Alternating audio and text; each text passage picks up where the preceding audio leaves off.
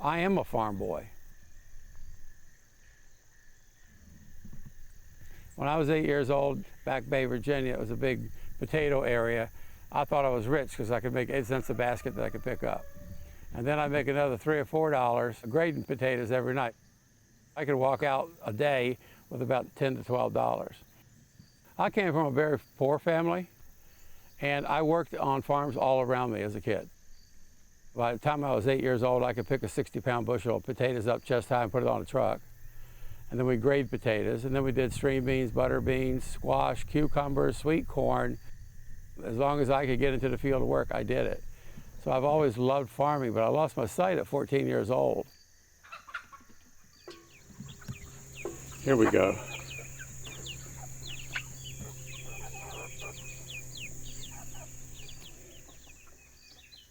At that time in Virginia, a blind person didn't go to public school. You were forced to go to the school for the blind. Well, my parents lived in Princess Anne County, which is the southeast corner, and the blind school was in Stanton, Virginia, which is over the Blue Ridge Mountains. And it did some good things for me. There was a teacher there that basically took me in like I was one of her kids. They had a 500-acre cattle farm. I worked summers every summer at her place. I built fence through hay. Over 3 summers, we surrounded the entire farm with new fencing.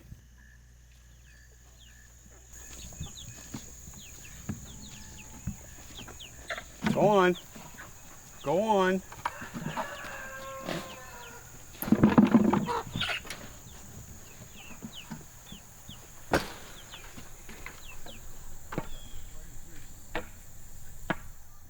The love of the outdoors, watching things grow.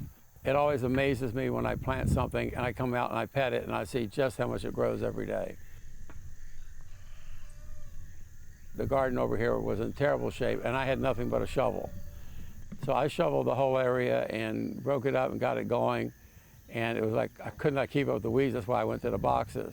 That summer, I felt the hand of God land on me, right about in this area where we're sitting. And I knew at that point I was where I was supposed to be and that I was doing what I was supposed to do. And since then, I've had about 5 or 6 people land in front of me that's helped me go down a trail to get to where I'm just about ready now to really get into the big farming, and that is with sheep.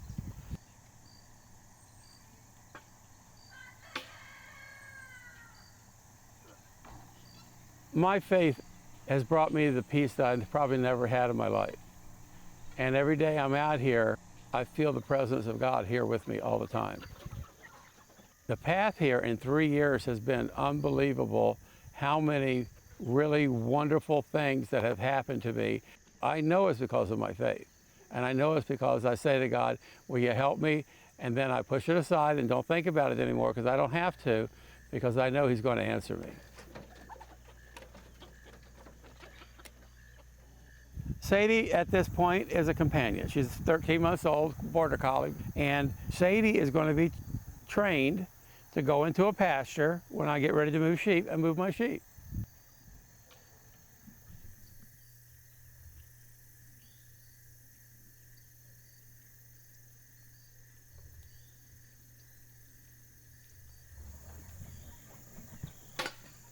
Getting around, I use my hiking stick every day. It is very much a sound thing. If I head toward the garden now, and I've missed the garden a couple times and had to stop and listen. The road's out there, but sometimes a car doesn't go by out there for an hour. So I'm waiting for a car to come by to figure out where I am. It ain't gonna happen. Well, chickens help me a lot because they crow, they get in fights. My son gave me a thing that I keep a remote control in my pocket. I can hit the button and it will beep. So if I know where one point of reference is, I know where everything else is. I can just take off and go. I just don't have any fear going anywhere or doing anything. I go and I hear the wind blowing in a tree. Heading toward the house and not sure where I am, I can feel sound bounce off the house. I call it facial sight to my ears, and I know where the house is. But I've been blind for, golly, 57 years. You teach yourself a lot in 57 years about how to get around. And I've never been one to be shy to go and do things.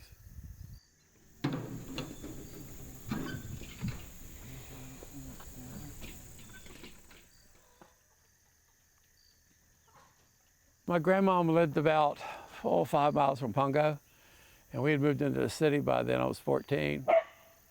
Hold on. Sadie, come. Come here. Will you stop barking? Sit. I grew up in the woods that you left at daylight, you came back at dark, and my parents never knew where I was in the woods. I mean, we were country folk.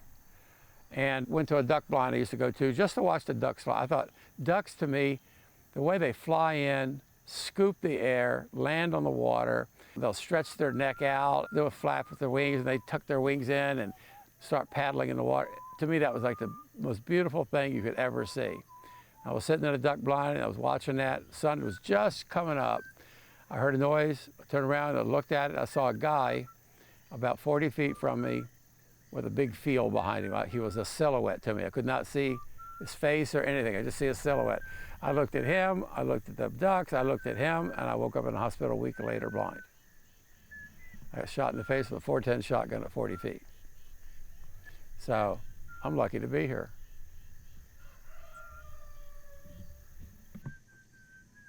He thought he saw a rabbit.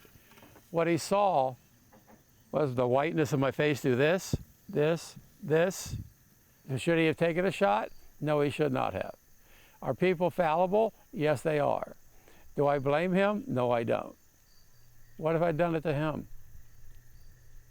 I never felt anger with him about it. But I had anger problems about being blind for a long time, but I worked through that. I basically lost everything, who I was as a human being. I was very independent. In the woods as much as I could, fished all the time. I lost all of that. And being in the dark all the time. Come on, Sadie. Having to find your way and do things, it was all scary. It was so scary at times. When I lost my sight, State of Virginia sent me to Pittsburgh, the Greater Pittsburgh Guild for the Blind. They taught me mobility there. I'd never been to a real big city before. And my God, sometimes I got scared to death there, crossing streets that were 4 lanes with a cane. And when I got to the blind school, that fear wasn't all gone. By about the 3rd year I was there, my fear was pretty much gone away. A lot of that had to do with wrestling, because the coach I had at that time was outstanding. It really brought me around to where I was much more outgoing, much more confident, much more of everything. So it took me about 2-3 years to really get to where I was a confident person again. Most people do not have much exposure to blind people. My wife says we get more strange looks, because when I walk with that, I just put my hand on her shoulder and we take off, okay? And people look at us all the time. Why? It's just my way of getting around.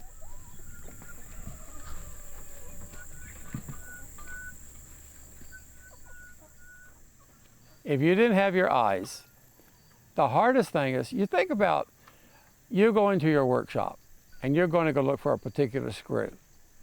Now, you know approximately where it is, but you're going to use your eyes to find it. I got to remember where everything is.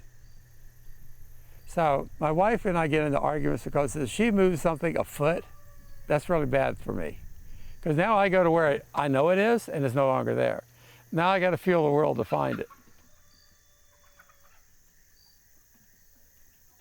70% of blind people in the United States are unemployed.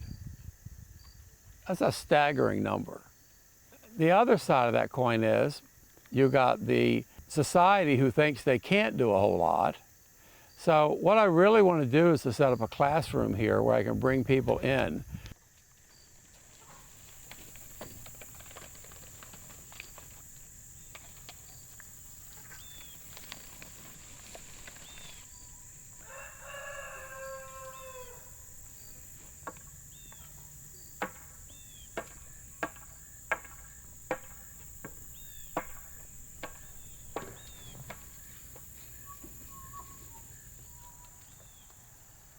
a greenhouse.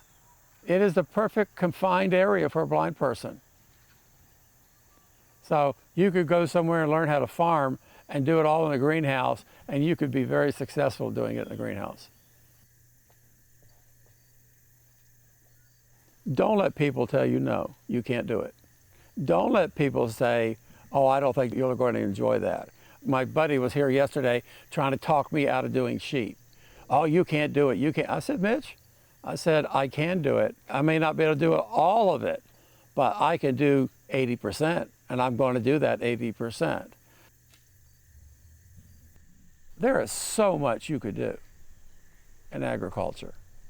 That greenhouse is $17,000. NRCS is paying $14,000, I'm paying $3,000. That's doable. So yeah, you can do it. Got to figure out what you're going to do first.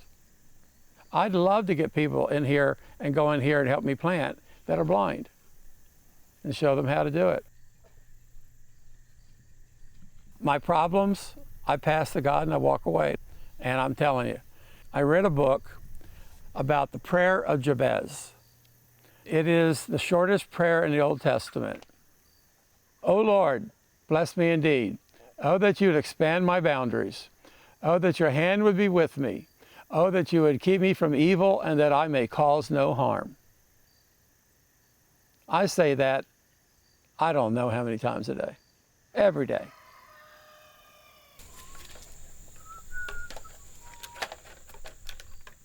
God wants to give you gifts, but we don't ask.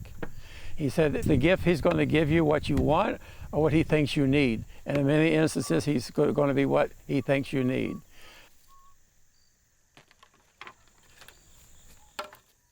I mean, you're sitting out here and how quiet it is. It is absolutely beautiful out here. It is so wonderful to sit out here. At nighttime, my wife will get in the hot tub and all you see is stars here at night. It's absolutely gorgeous. I'm at peace here. I am totally at peace here.